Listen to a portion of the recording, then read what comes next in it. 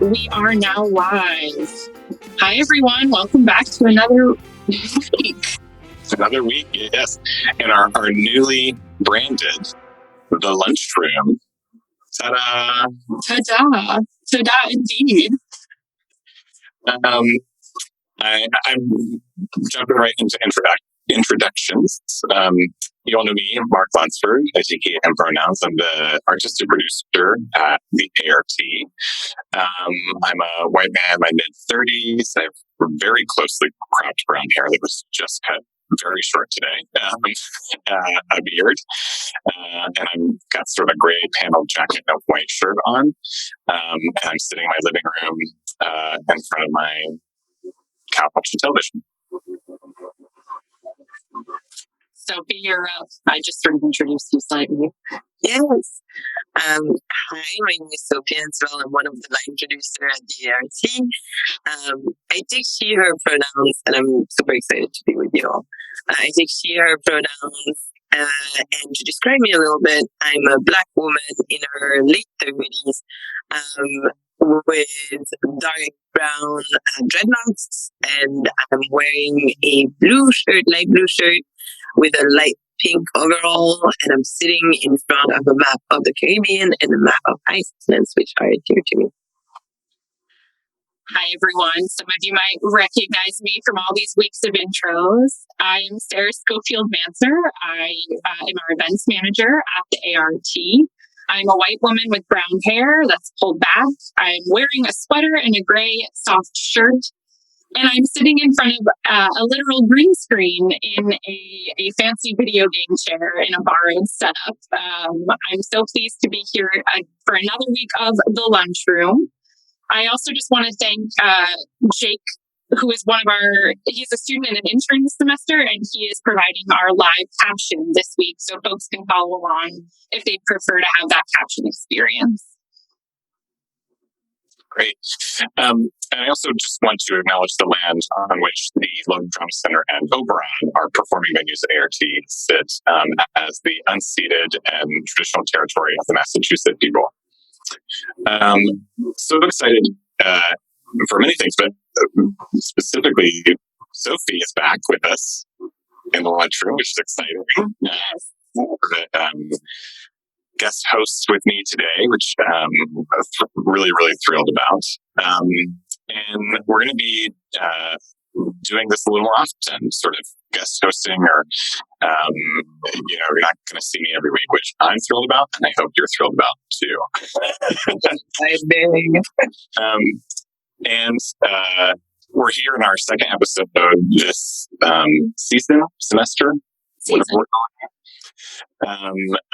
Of the lunchroom, and we have 2 more episodes coming up this month. So next week on September 22nd, we'll be sharing a pre-recorded interview with Michael Bobbitt, the artistic director of New York Victoria Theater in Watertown. We actually we'll be time traveling because we've already recorded an interview. It was a lot of fun, and so I hope you can join us next week for that. And then the following week, which is September 29th, I believe, we will have the artist, choreographer, amazing person, Chanel De Silva, with us, which will also be a pre-recorded conversation. And she will be sharing that on the 29th. Also, keep an eye out on our social media channels, because in the next couple weeks, we will be soliciting questions for the Q&A with Chanel, which we'll be recording sometime next week. So be on the lookout for that. And then also, as you get into your lunchroom viewing, just make sure you're registering individually through the ART website. I believe Sarah's going to drop the link for that in the chat now. And just make sure you're signed up every week so that you can join us and see all the great folks that we have planned in the coming months. Amazing. Well, I think it's about my time to sign off. It was lovely seeing you as ever. Enjoy the rest of the conversation, and I'll see you all next week. Great. Bye. All right. I think we should jump right in. Do you think so, sir? Yeah, I think so. All right. Invite our guest. I just want to invite Harold Steward into the lunchroom. Hi, Harold. Hey, Mark. Hey, Sophie. Hi, Harold. How's it going? You know, everything is everything. Are grateful for life, health, strength, the ability of limbs, mental capacity, breath, all of the things. Absolutely. In particular, in this time. Harold, you're bringing us a lunchroom, a couple of lunchroom first. You're the first guest in the newly branded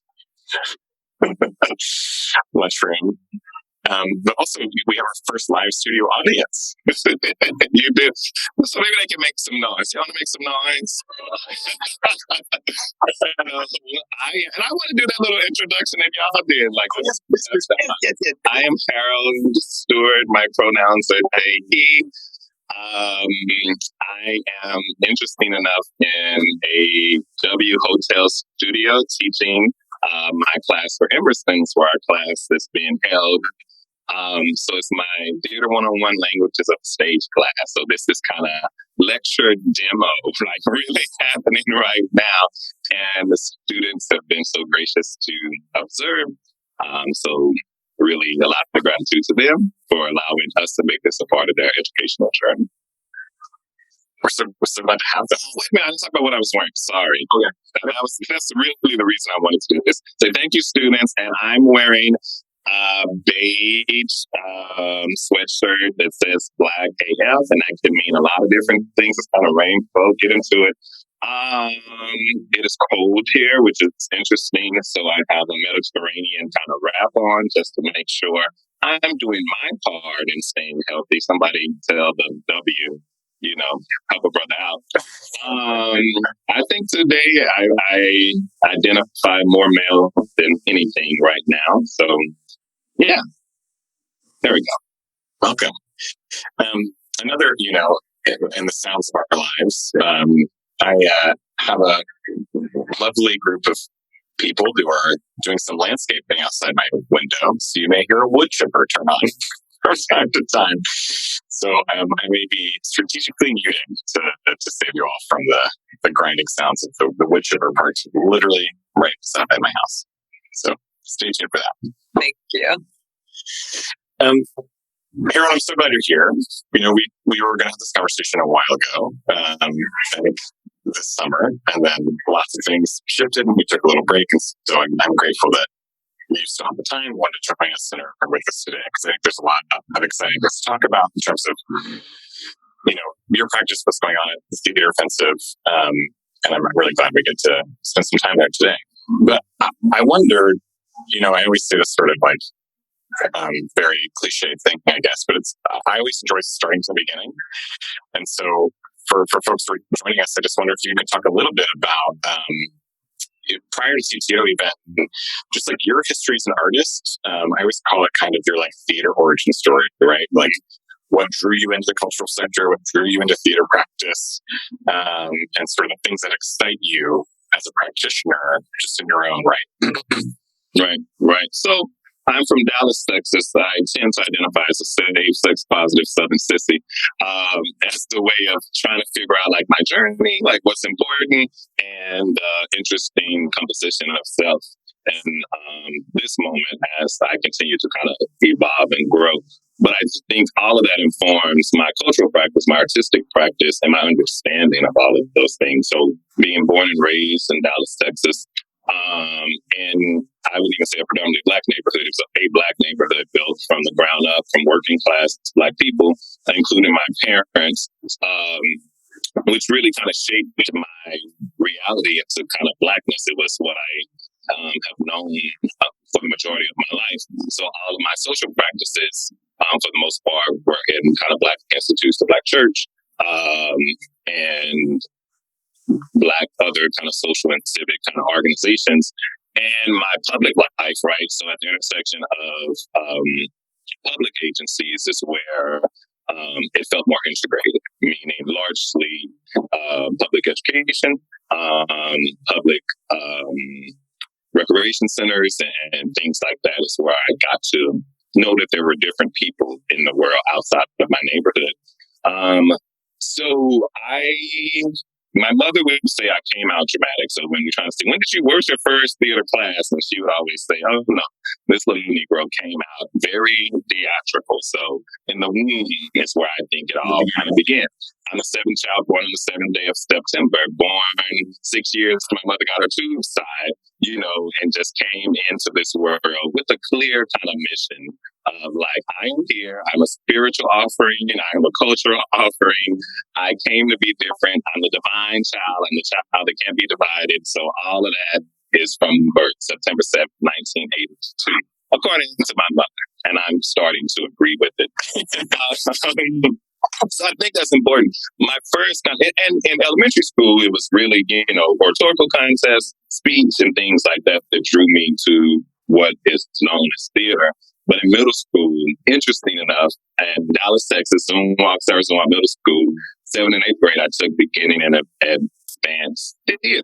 It's the first time I had a kind of formal theater class. My teacher, Janet Bixler, actually graduated from the theater education program at Emerson, which was so like, wow, talk about full circle. And that's where, and that education that she brought as a white woman was around cultural relevance, right? So she did not bring us Shakespeare, she brought us James Baldwin, right? The playwright in middle school. And so this kind of cultural understanding that there were people who looked like me that produced an art form that I was learning, and I could do it and engage. But she's actually the person who put me in her car, drove me to Booker T. Washington High School for the Performing and Visual Arts to audition for their theater program in high school. I didn't know nothing about it. And it was the beginning of a relationship that I've had to repair with my father because he thought I was going to, play for the Dallas Cowboys because I was also a star athlete. Still.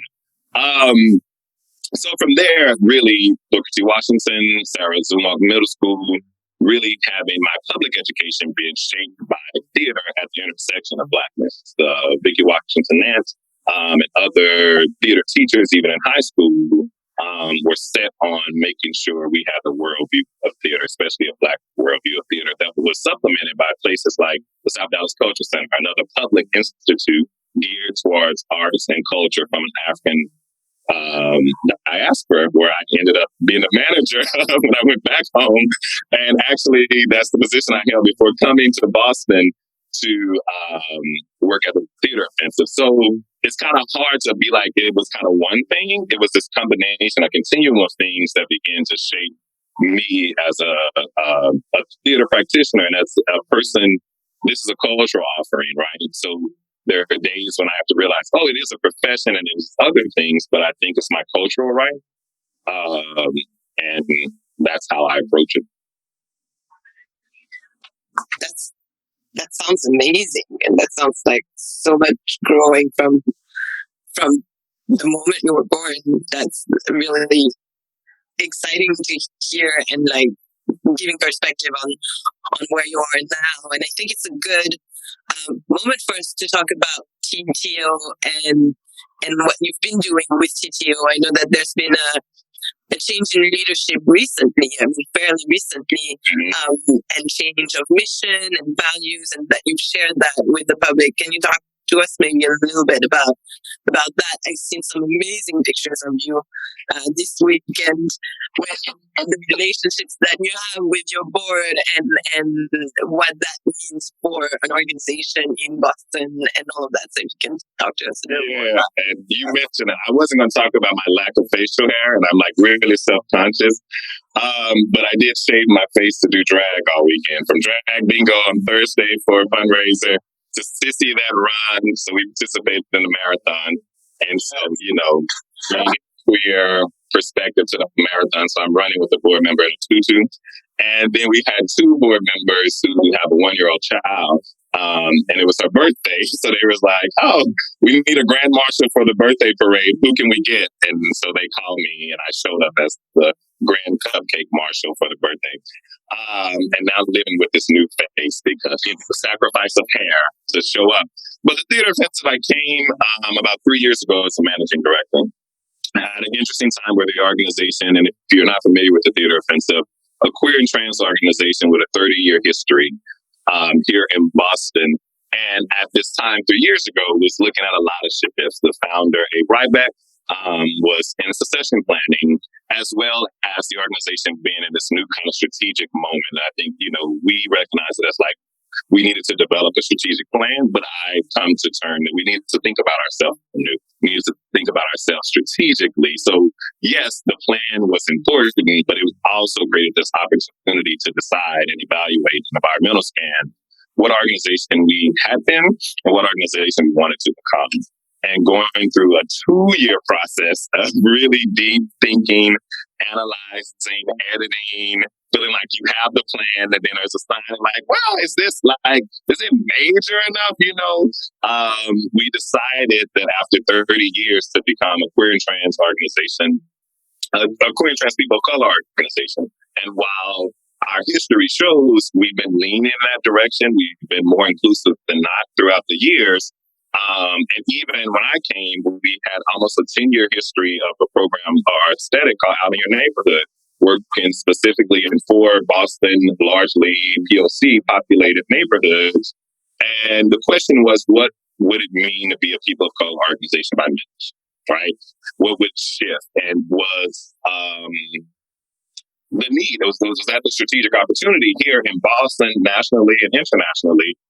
And one of the things that we assessed was, when we started as an organization, nobody really was producing queer and trans work. Like, they wouldn't touch it, And now, we were in the middle of our strategic plan, and y'all producing Diana O. The MFA is having gender bending night, and all of these things. And we were like, oh, well, maybe we've achieved something. What else might we achieve, right? And a strategic opportunity, thinking about the local landscape.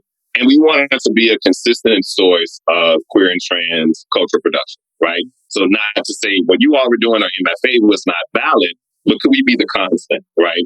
And work collaboratively with our other partners around this thing called queer and trans culture production. It looks performative in a lot of ways. It looks theatrical. But again, there's cultures of care, culture of belonging, aesthetic qualities, all of these things that we've started to uncover. So in my 3 years there, I've been managing director, interim executive director, acting executive director, producing co-executive director. And there's a new title that, although I love y'all, I can't get in front of a press release. I'll make sure y'all have the press release first, at least. No, we don't break news in the lunchroom too often. No breaking news yet. Does that answer your question? Yeah, yeah, that was amazing, and it resonates very much with the times we're in as well. It resonates with the fact that you've been doing that work before we even had this national and international reckoning with Black Lives Matter, and even getting back to what is the role of theater within the questions that are asked within the country. And I'm sure that it's a work that you're continuing to do and that you're also inserting in your mission and values. Yeah, and I think it allowed us when COVID hit, whatever your marker for the onset of COVID is. Ours is Governor Baker making an address. It must have been on March 10th because we had our first fundraiser for the season on March 12th. And we're glued to the computer trying to see what is he going to say. And is it going to, how are we being affected by it? And he actually said we were in a state of emergency. And, so that we say that's the start of COVID at the theater. And so because we had to eventually cancel that fundraiser, we went from being really cultural producers in that moment to a responsive organization and kind of crisis management. So the things that we did have to do around who we would be, we just made a proclamation because, again, we were thinking about the world anew. We were thinking about aesthetics. We were thinking about all of the richness and newness we could offer. It was a deep community conversation around this kind of new iteration of the theater offensive. So we were able to then think about things like care, in that moment, because we had already started to envision a new world for ourselves and kind of doubling down and kind of clarifying what we were going to do. So we made a proclamation that the theater offensive was born for this moment. It is a moment for us to kind of rise up and be visible, where some of our colleagues were, trying to figure out other aspects, but we think about resourcefulness all the time, right? We think about health and ways of being outside of dominant culture all the time, right? We think about the lives of the most vulnerable all the time. So really, it was this moment for us to just kind of put a stake in the ground and say, 30 years ago, we were born out of the HIV/AIDS epidemic. And after 30 years, you ought to be ready for a pandemic or something else, because the world hasn't changed. And that was really gratifying because our messaging could be very clear. Our work was very clear. We looked at that new mission and said, okay, what are the ways that we can serve this mission? Producing and presenting queer and trans people of color, liberating art that transcends artistic boundaries, celebrates cultural abundance, and dismantles oppression, all at the same time. And what we found is that care for people, mutual aid, checking in with people, and providing critical resources for those who identified as queer and trans and were connected to our youth programming, and those who were queer and trans people of color artists within the greater Boston area. So that was our role. Aesthetically and what we would offer programmatically, we are still in the midst of kind of figuring it out, what feels most relevant, as we're in this kind of prolonged, sustained recession, pandemic, and other things. How now to match our aid, mutual aid, and benefits with some kind of cultural aid and understanding and opportunities is kind of where we are now. And I think that's the role of theater, right? If you think about theater as ritual, theater as a place that creates kind of belonging, community building, and things like that. If I think about it culturally first, it creates a lot of possibilities. If I think about producing the show, anxiety, right? Which is, again, more about the practice of it and a studio quality and things like that. But if I think about it in this cultural form, it's like, oh, there's a lot of work that we can do and are doing, and it looks different and it looks culturally relevant. And it's a new kind of virtual theater producing reality there. I'm really glad you sort of brought this up, Harold, especially in theater as virtual, right? Because I think when we have these conversations as an industry, sometimes it's with this like capital T theater that is mostly referencing this like theater industrial complex that has been created, right? And it's not necessarily always relating to the art. And I think I can say for sure, I think, Sophie and I agree with, in particular, some of the local programming that we have done at Oberon, in a lot of ways has been very connected to the TTO was pointing us to, or an inspiration from the programming that y'all have done. And so I'd love for us to dig into that a little bit more, just this concept of there are these rules of theater, right? And at ART, we have this mission of expanding boundaries of theater. I think when we are in conversation about a lot of TTO's programming, it really is could care less about what these rules are, right? It's more like, what is the community? What is the action? What is our sharing together? And I'm just wondering how that sort of guides when you're thinking about programming. So I think, again, we think about what is dominant culture, right? Or what is dominant, right? And again, by the nature of being queer, we have to be subversive, right? We have to be non-normative. So that is what we understand our role is to be. And we've cultivated a community that says, there may be 99 theaters doing this, the theater offensive will not be one of them, So, and it doesn't mean that it's different, but it's like it creates more possibilities. So I think, again, if I think about theater as a cultural form, I put it in the situation of a society and a culture that says the theater should always take care of its people. And Mark, we had early conversations around, media is talking about the loss of mainstream productions. Who's talking about what our practitioners are losing, like our people, right? Whether they be, the folks who provide food and beverages services or provide the artistic products that we need. So I think we were similar in that thought of well, wait a minute, we can think of both, right? we have a capacity to think of both. And I think, we are in a nonprofit, like you said, industrial complex, but we're also in a nonprofit business where we don't get to exist without people, without stakeholders, without things like that. So what we have learned by showing that we care for people first, that people show that they care for us, So our financials, what we thought were going to be at risk, we're not at risk because, again, we were operating off a care principle, right? Let's each do what we can to take care of each other. And the outcomes and the output of that will be, what it will be, right? Cultural productions, healthier societies, communities of belonging, politics that can be shifted, and a lot of liberation in terms of there's some things that we will never go back to at the theater offensive, right? It's like, finally free from that kind of oppression. And a lot of people are asking, well, where is the art in all of this? And it's like, art is a process, right? So all of this is art. All of it is theatrical, and we are learning. And what the external products, will be well informed, right? There's some things that we thought we knew to do instantly. It was like, yeah, I'm glad we didn't release that on that day. Thank God for disruption because it would reflect, our values and our creative process. And it would say that we were being reactive, right? And not responsive, and things like that. So virtual programming is happening. We've done virtual festivals, right? But kind of reduced even sometimes, what is the role of a 10-minute play that's so rich that you have 10 years worth of things that you can live off of, right? And things like that. So we're thinking about, again, our youth programming, what resources do they need to kind of be present?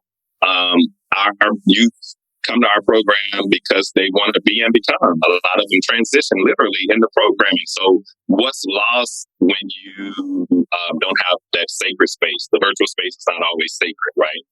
Because we don't own it and control it in the same way. So it seems like Zoom does now between Zoom and Mark, and Amazon, we were just playing into, their business models and things like that. So we had to think about creating a sacred space. Transitions, I think we're doubling down, tripling down, quadrupling down on partnerships. It may be an opportunity where we're going deeper with a few instead of hitting the surface with a lot, because the work that we do, we really believe is transformative and it's very delicate. When you're talking about interacting with people at the intersections of their identity, their livelihood, and kind of possibility. So I don't want to sit here and present perfect and we have the roadmap, but we're definitely on the road, right? You know what I'm saying? We have some guys and we give ourselves permission to fail forward, right? To take accountability. Just knowing that art and queer culture will always be there to lift us up. The answers will always be there. Black feminist thought will never fail us, right? So we have these ingredients where we look at what's missing here, what are we not paying attention to, and when is it important to kind of share? Have we created a sacred understanding of this precious offering called art or culture that looks like theater in many ways? It gives us an opportunity to get poetic, to get kind of creative again, and to celebrate, celebrate. Yeah. Existing, creating, joy, dance against the world that, thought that through all of this, the movement for Black lives, other racialized oppression, that we would lose our ability to sing and dance, right? But it's like, well, that's the life source, that's the energy source, that we wouldn't be creative. We couldn't put poetry to that singing and that movement, and allow it to just exist in the world, right?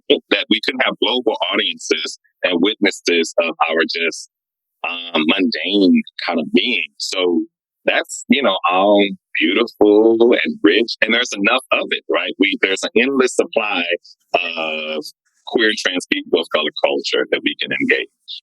Totally. And that's been at the center of our collaborations every time we've worked together, and the projects that we had also that we were planning together that we had to put on hold for a little bit due to the pandemic. But I think of the work of the introduction that you made to us with Billy and Thomas, that came out of the Out Hood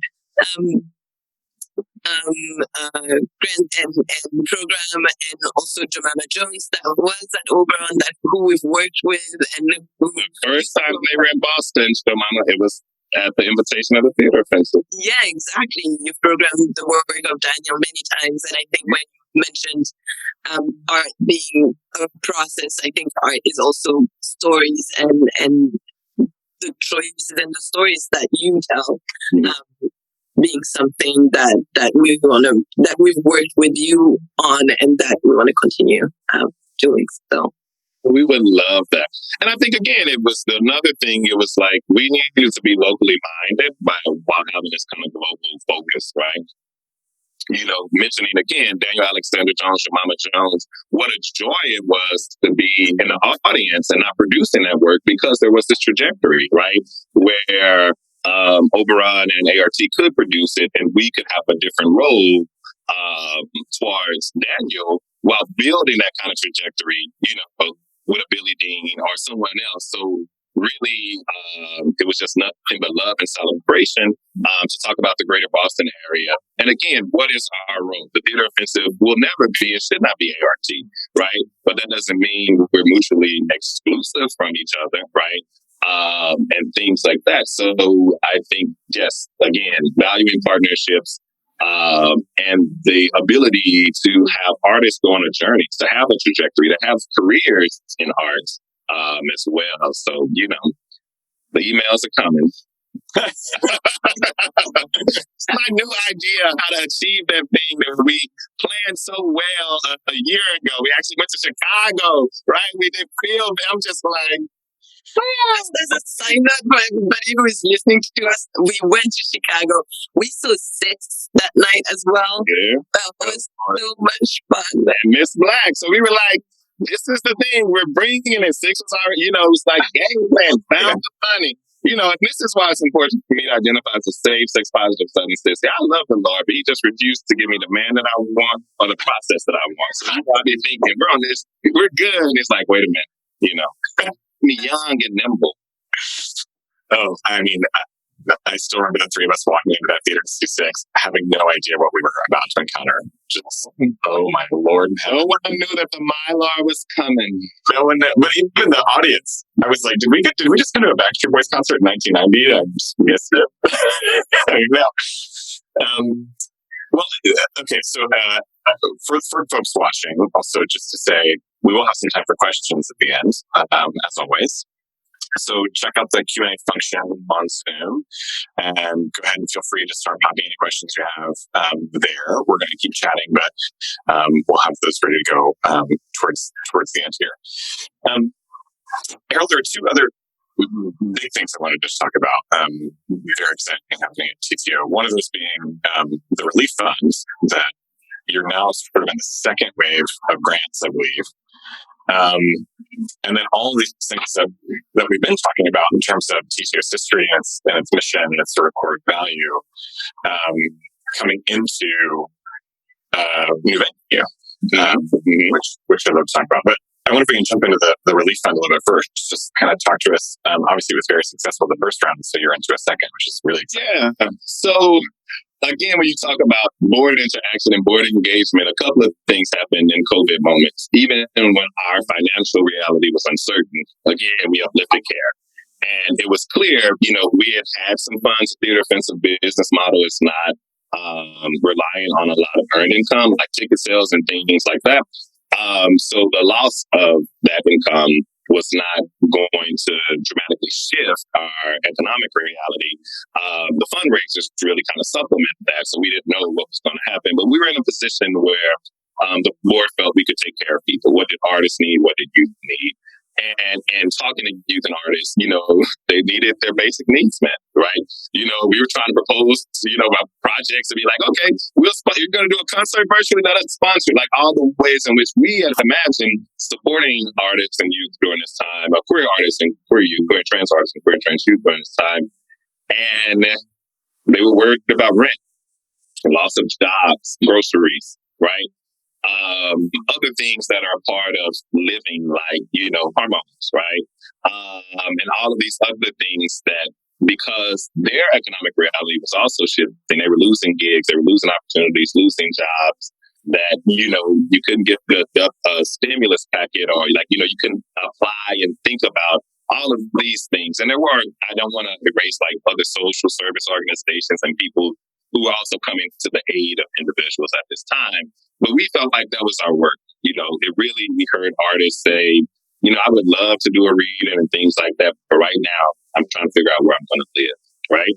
So relief for us meant like, oh, well, can we just, because you're valuable to us, can we just give direct support to you based on those things, needs that you identify? And so youth that were in our program for the last 4 years automatically qualify for $250, right? Just because you matriculated through a program. And we could only imagine the things that you were considering and going through. So we wanted to help. And artists of color, queer and trans artists of color within the greater Boston area could apply. If you had lost gigs and, were losing opportunities for that same kind of support. So we were able to do that to the tune of, I think, over $10,000, right? So significant in some areas, but also, a lot more could kind of happen. And so as the months kind of went on, when we thought about, okay, where we are now, because we kept thinking, okay, eventually we'll just get back and, we'll be in phase 8 and we won't have to worry about these things again because we've solved the mysteries of Corona. But we're still not there. But folks have figured out how to navigate some of their needs. And starting to think about, what it means to be a creative, right? There is no world without art. There's no death. You can't spell earth without art. So even that we had not prioritized for prioritizing basic needs, starting to seep out now. So Relief 2.0, same kind of idea in terms of who qualifies. And again, are you seeding new projects? Like, there's some stuff that's like, it's not really relevant anymore. I'm glad we had an opportunity to engage, but it's like, I don't think that's the conversation that I want to have. So this new round of relief could be of basic needs. We've heard everything from like, oh, can I get this money before September 1st because I'm moving? It'll help with moving expenses. To, I have this idea now because I've been at home so Relief 2.0 is out there. Queer and trans youth have been a part of our program for the last 4 years. Queer and trans artists of color in the greater Boston area. You can find more information about eligibility and the process on our website. And we're seeing, again, it's just open. And we've even said that money will remain there. There will always be something called relief and funding as long as there's the theater offensive, right? Let's not wait till the world collapses to think that folks need this type of aid. So it's still being shaped and hopefully a lot to report. And again, when you talk about the kind of continuum of care that happened, a lot of our donors, just came and was like, I want to give toward relief funds. I understand the theater as an intermediary right now, and this feels relevant for what I want to do. Also, what happened is that we, after the death of George Floyd, Breonna Taylor, and some of our queer family members as well, and the uprisings, we knew because we were once those youth and we're artists, that our people were on the front lines, right? The movement for Black Lives, how very visible queer and trans folks there, and risking it all, right? Their health, their freedom in terms of the prison industrial complex and system. So we had a finance committee meeting where we're trying to figure out, how our year is going to end.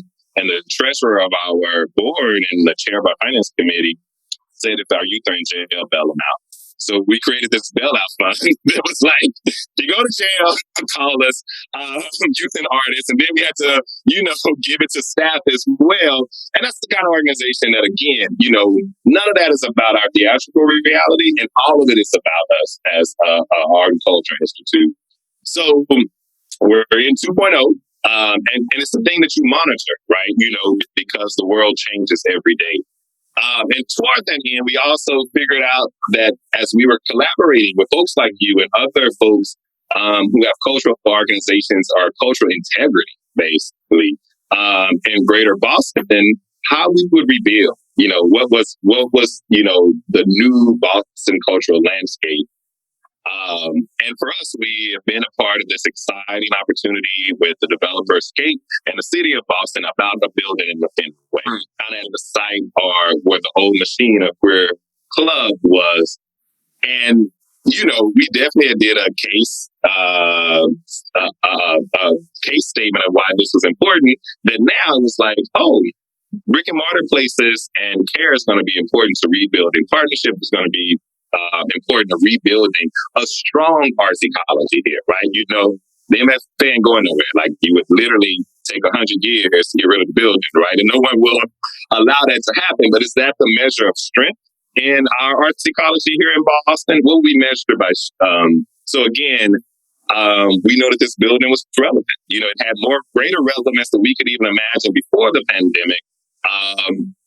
So we're in the midst of looking at the feasibility of it. We're in the midst of schematic designs, because it's our design team, Charcoal Blue, who we kind of share many of the folks. It's like, if it's going to be a queer building, it has to be a queer building. I don't want phallus symbols or straight lines, so luckily enough, they enjoy this kind of wacky thinking. And it's an exciting opportunity to think about the queering of cultural spaces, literally in brick and mortar buildings. So it is a journey, right?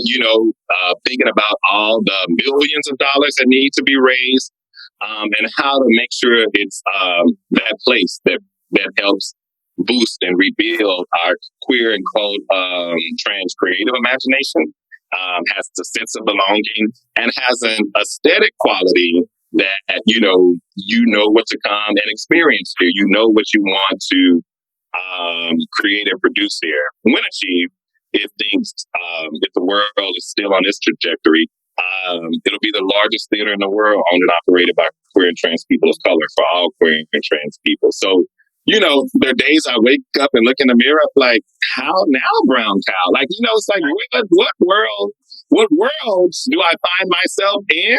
Because this, in fifth or sixth grade, what do you want to be when you grow up?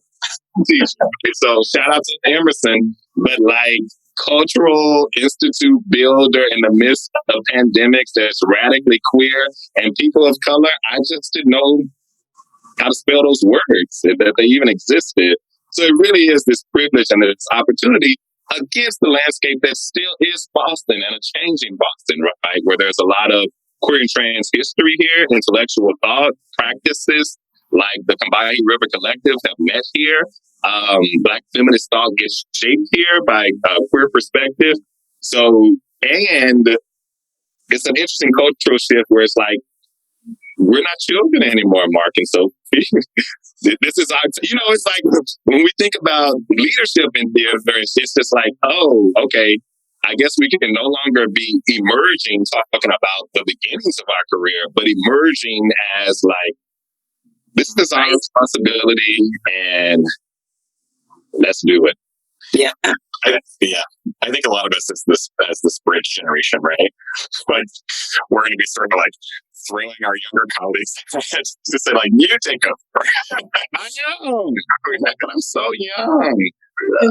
Yeah. The stepping stone for the future steps.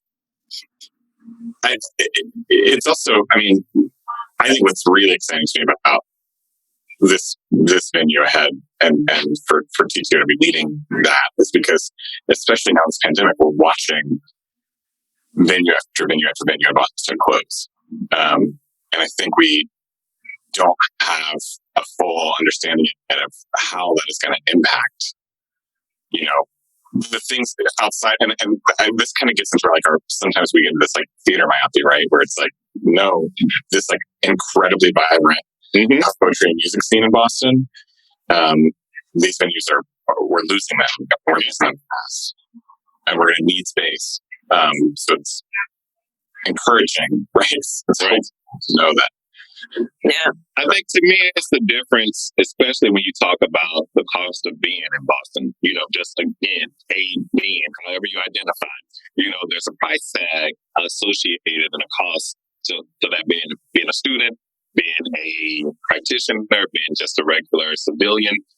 And what's really being revealed right now, I talk about the difference between making theater your business and the business of theater. So again, being a person who was born into a culture, art culture was always my business, right?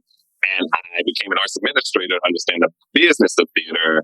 And I'm trying to find a world where they kind of supported each other, right? And hopefully when we talk about an emerging and new Boston, that it is not the business of arts and culture that constantly gets in the way, but that we can make it our business to produce. I mean, Boston is rich. It's lacking for nothing. That housing market is, I call it the nappiest head of hair that I've ever seen. It will not be penetrated. You can't permit, you can't, so there's something here that says, there's a possibility here. If we don't look at it just in dollars and cents alone, which is critical, right? But if we have more even distributions of wealth and resources, right?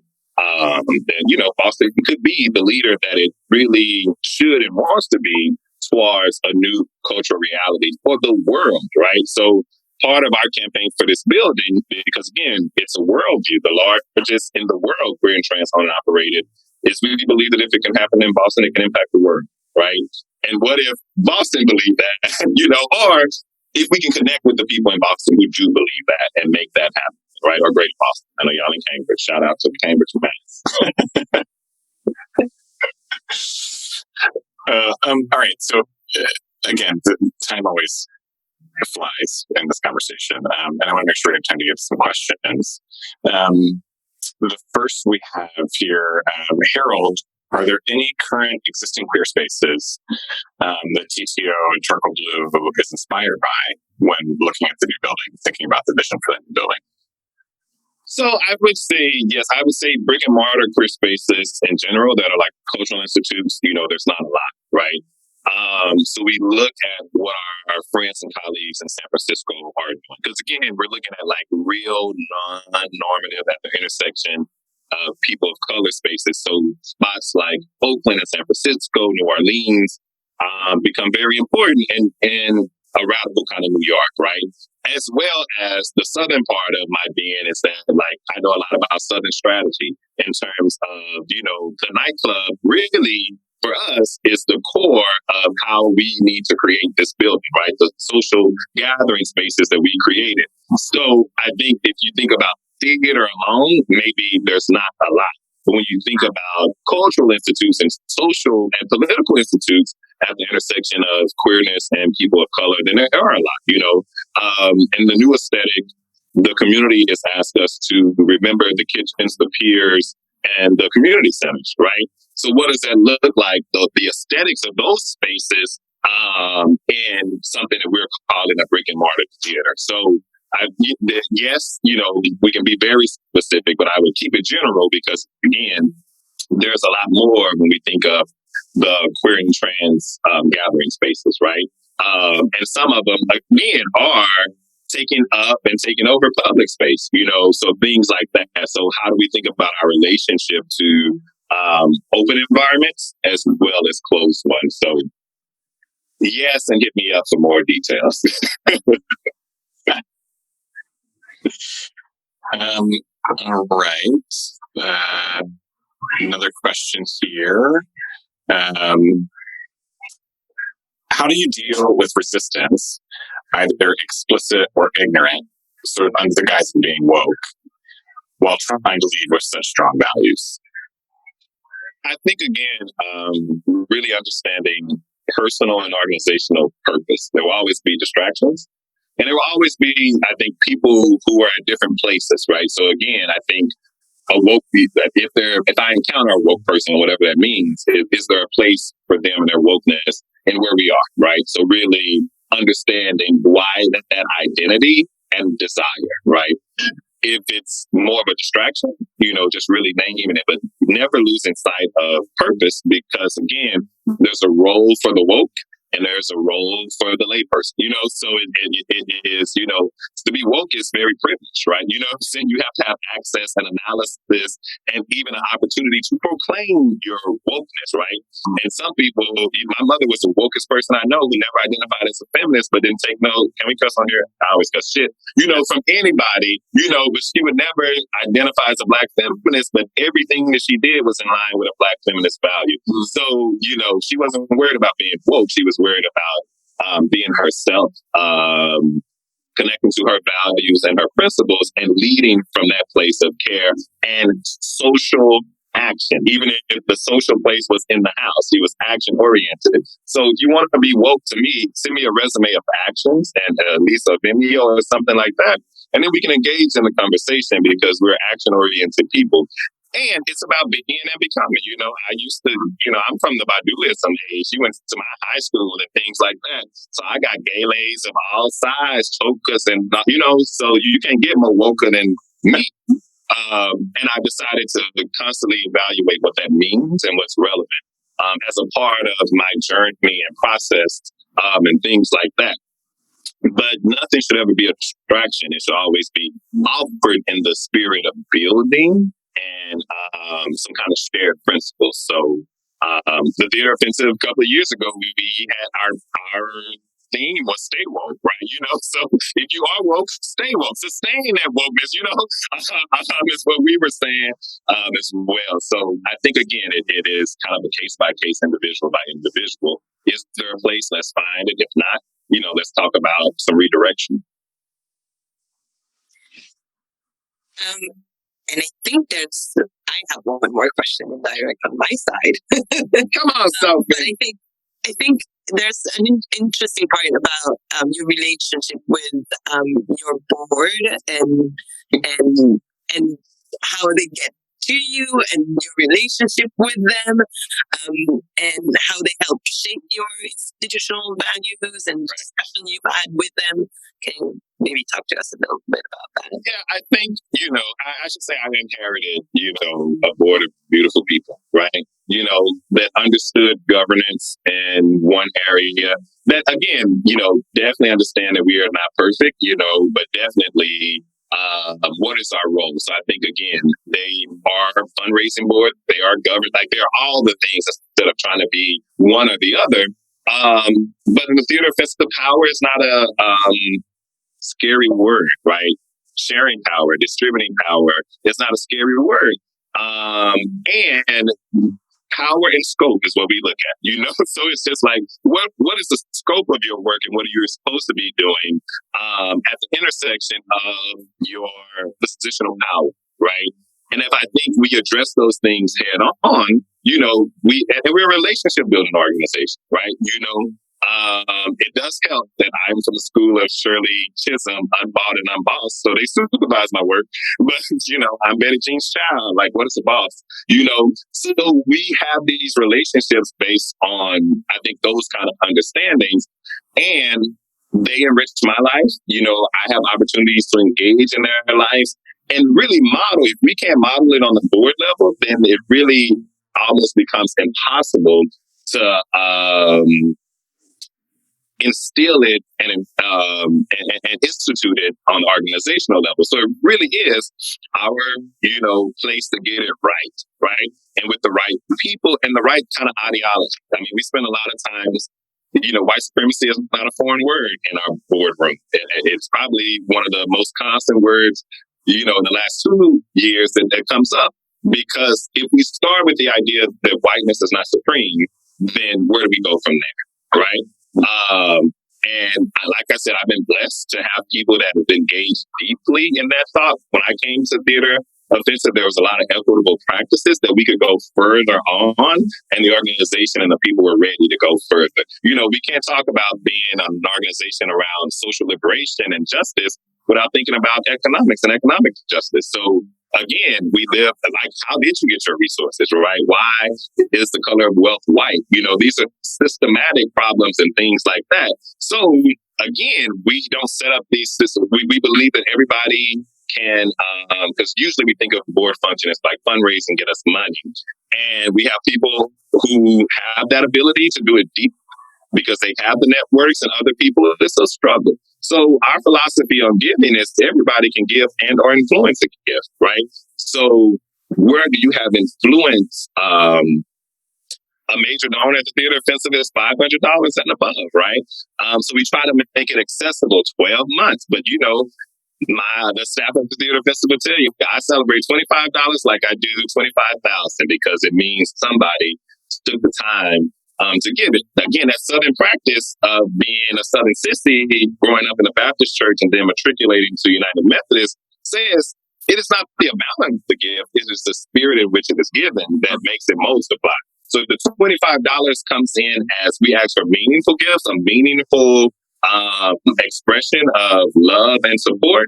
Then the 25,000, hopefully the 25 million, so we can build this building, they come. But again, if I prioritize things based on who can give without the analysis of like, we live in an economically unjust world, right? COVID-19 is showing us that the rich are getting richer while the poor are getting poor. We actually think that the economy is collapsing. It's like on some people it is, right? So we have a board that analyzes and engages and really understands it because they live it and feel it on one spectrum or another. So it really kind of creates, a beautiful place, right? You know, we handle business, we hold each other accountable, and we grow together, right? So it's exciting. Hopefully they listening to this and will give me a lot of love afterwards. Yeah. Beautiful. You're talking about, in particular, the philanthropic machine, and I just think a lot about how TTO throws the best party in Boston once a year.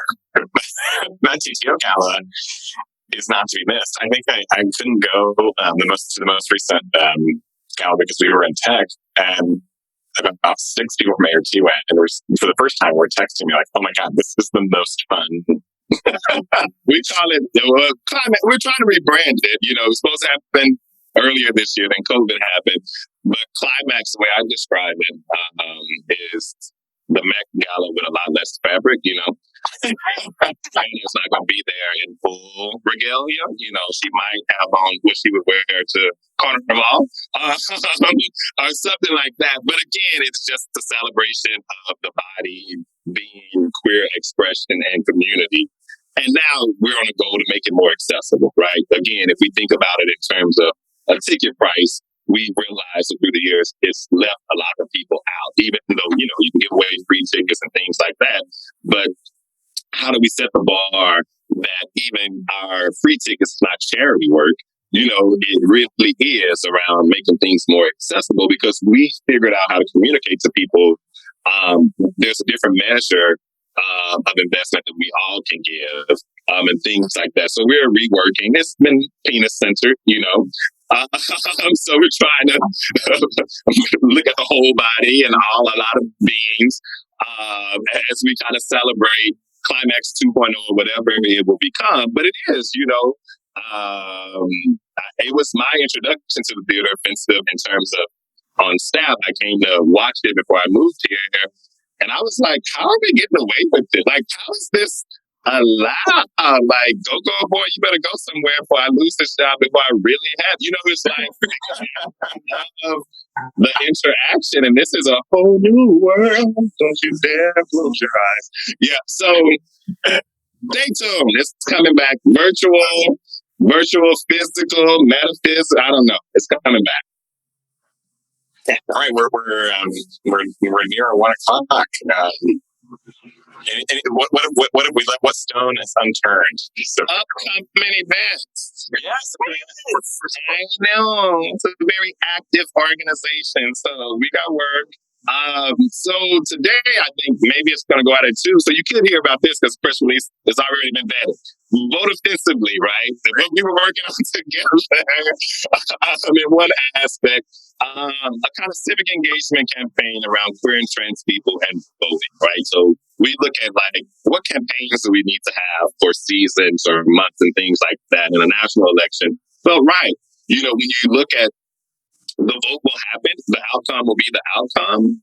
What does that mean for queer and trans people of color realities, right? So is there an opportunity to say, while we're thinking about voting, let's also think about these issues and get to know policies that affect our lives. And, we can mobilize people, that we can be active participants in decisions that affect our lives. So we started a campaign, Vote Offensively, or QTPOC, the VOTE, to get towards those efforts.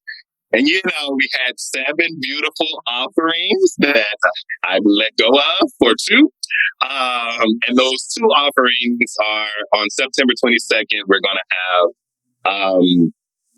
a voting story circle. So people, can come and really respond to the same prompt around a voting or an experience, a question like that. So definitely a Southern practice that I learned that starts from folks like Baba John O'Neill, who participated in the Black Arts Movement and others cultural aspects of Black political movements, that they listened to people and then created theatrical productions and created a way to have a democracy of just listening. So we'll do that on the 22nd. And then October 1st, ID monologue. So looking at what we are calling, inspired by Augusto Boal's legislative theater, right? From all of the tools and offerings from Theater of the Oppressed. So we were looking at what is kind of queer legislative theater for this context, where practitioners and artists alike are almost erased. In TO, there's something called a spec actor. Spectator becomes the actor. The actor and spectator are one, but they can talk about legislative issues. So ours has been changed and reduced drastically because there is the in-person nature of it, but the aspects are some kind of offering that's, gets at legislative issues that affect an individual's lives and solutions, envision and enact kind of solutions. So we are looking at ID monologues and prioritizing trans narratives around identifications. Again, at the intersection of elections, but also just the idea that there's the piece of government, I would say propaganda, that, one has to interact with and think about and how to navigate. And I say all that because, again, in TO, you don't control, the narrative, right? You create the container. So these things may come up, other things may come up, but that's on October 22nd. And, it's looking a lot different, and I'm excited to see what the ID monologues look like. And all of these efforts are connected to Mass Creative's Create the Vote initiative that really is working with the creative community around voter education and engagement. So that's what's coming up. And then at the beginning of the year, we'll announce this new aesthetics that we're kind of talking about. And a lot of make publicly known a lot of the things that we've been thinking about in community around our work and our aesthetics and how we will work going forward. Amazing. And Sarah has just helpfully dropped in the chat for everyone a link to the Theater Offensive website with the events page, so people can stay tuned there. And also, Harold, if people want to give to TTO or to the Relief Fund, they can find all that on the website. You can find all of that on the website, and we definitely welcome you to be a part or to continue to support us in that effort. Lovely. So yeah, please everyone go check out what's going on at Theater Offensive. And we'll have some of that in the post-show email for everyone as well. Sophie, Harold, thank you. Thank you. Thank you so much. That was so good to see you, even just virtually. Yeah, I know. We can do the Pride Parade this year, but I know. I know we marched together. I ran into you in a few Black Lives Matter marches. So. Let's take it to the streets. I'll bring the alcohol. All righty. Love you all. Appreciate you so much. Oh, so much love to you, Harold. Thanks for joining us. Thanks everyone for watching. We'll see you next week. Okay. Bye-bye. Thanks everyone.